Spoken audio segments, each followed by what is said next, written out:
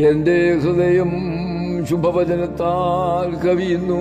എന്റെ ഹൃദയ രാജാവിന് വേണ്ടിയുള്ളത് എന്ന് ഞാൻ പറയുന്നു. എന്റെ നാവ് സമർത്ഥനായ ലേഖകന്റെ എഴുത്തുകോലാകുന്നു. നീ മനുഷ്യപുത്രന്മാരിൽ അതിസുന്ദരൻ, ലാവണ്യം നിന്റെ അധരങ്ങളിൽ മേൽ പകർന്നിരിക്കുന്നു. അതുകൊണ്ട് ദൈവം നിന്നെ എന്നേക്കും അനുഗ്രഹിച്ചിരിക്കുന്നു. വീരനായുള്ളവേ, നിന്റെ വാൾ അരക്കി കെട്ടുക. നിന്റെ തേജസ്സും നിന്റെ മഹിമയും തന്നെ സത്യവും സൗമ്യതയും നീതിയും പാലിക്കേണ്ടതിന് നീ മഹിമയോട് പ്രാർത്ഥനായി വാഹനമേറി എഴുന്നള്ളുക. നിന്റെ വലം കൈ ഭയങ്കര കാര്യങ്ങളെ നിനക്ക് ഉപദേശിച്ചു തരുമാറാവട്ടെ. നിന്റെ അസ്ത്രങ്ങൾ മൂർച്ചയുള്ളവയാകുന്നു. ജാതികൾ നിന്റെ കീഴിൽ വീഴുന്നു.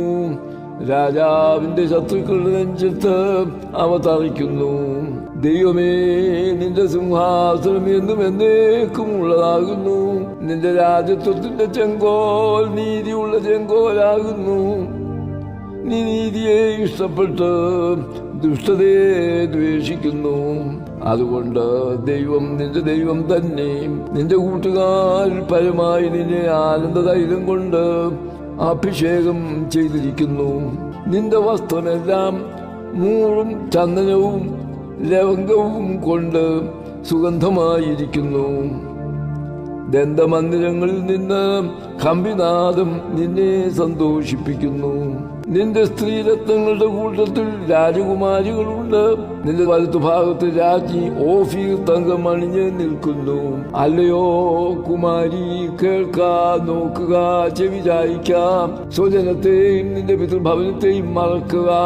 അപ്പോൾ രാജാവ് നിന്റെ സൗന്ദര്യത്തെ ആഗ്രഹിക്കും.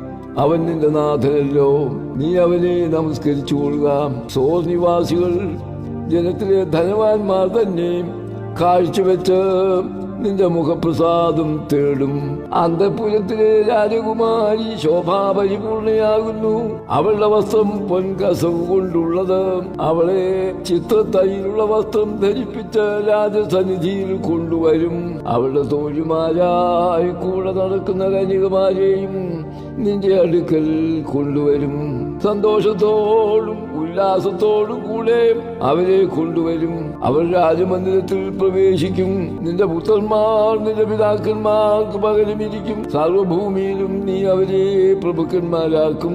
ഞാൻ നിന്റെ നാമത്തെ എല്ലാ തലമുറകളിലും ഓർക്കുമാറാക്കും. അതുകൊണ്ട് ജാതികൾ എന്നും എന്നേക്കും നിനക്ക് സ്തോത്രം ചെയ്യും.